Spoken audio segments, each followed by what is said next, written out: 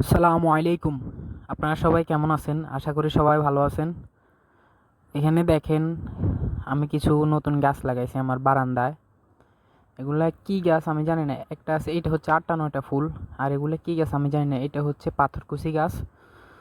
এগুলা আমি আমার কবুতরের পাশে লাগাইছি।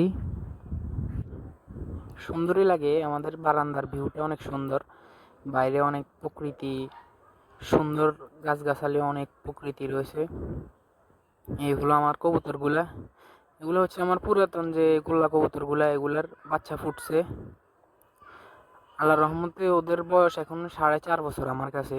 এখনো সুন্দরভাবে ডিম বাচ্চা করে। আল্লাহ তাদেরকে বাঁচায় রাখে।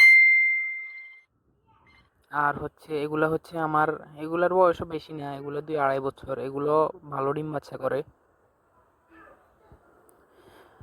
এদের বাচ্চা খুবই ভালো হয়। আর এটা হচ্ছে আমার সিঙ্গেল একটা রেসার মাদি ছিল, ওইটার সাথে আমি আমার এই গিরিবাজ কবুতরটা জোড়া দিছি। ভালো রেসার পাইতেছিলাম না, এই কারণে এই গিরিবাজটা জোড়া দিয়ে রাখছি আপাতত।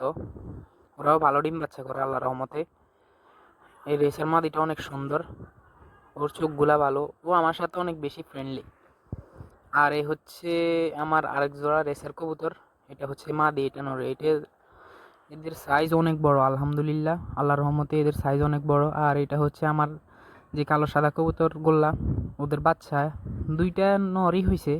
দুইটা বাচ্চা বড় করেছিলাম, দোনোটাই নর হয়েছে। এবং ওরা আমার সাথে অনেক বেশি খুনসুটি করে। দেখেন, হাত দিছি, ও আমার সাথে দুষ্টুমি করতেছে। ও খাওয়ার সময় হলে বেশি আমাকে ডাকাডাকি করে। আসলে ঘরের যেগুলা হয় বাচ্চা, ওগুলো অনেক ভালো হয়।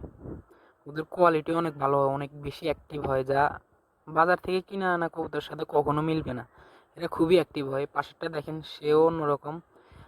ওরা সুযোগ সুযোগ পাইলেই আমার সাথে দুষ্টামি করে। যখনই সময় পায় ওরা আমাকে দেখলেই ওরা ডাকাডাকি শুরু করে। ওরা দুজনেই নর হয়েছে। এদের জন্য আমি মাদি খুঁজতেছি অনেক দিন ধরে, কিন্তু পাইতেছি না। বাট ওরা অনেক বেশি গরম, সারাক্ষণ ডাকে, সারাক্ষণ ডাকে। আর এটা হচ্ছে আমার যে গোল্লা কবুতর গুলা, লাল কালার আর কালো সাদা কবুতর, এদের বাচ্চা ছিল, খেয়ে ফেলছি আমরা কিছুদিন আগে। আর হচ্ছে আমার জিরা গলা কবুতর। এদেরকে আমি বিক্রি করে দেব, ভালো আউটপুট পাইতেছি না এদের থেকে।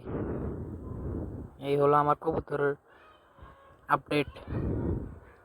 আমার কবুতরগুলো আমার কাছে অনেক বেশি প্রিয়। সবার কবুতরই সবার কাছে অনেক বেশি প্রিয়। যারা কবুতর পালে, এটা হচ্ছে এক প্রকার নেশার মতো, যেটা কখনো ফুরোয় না।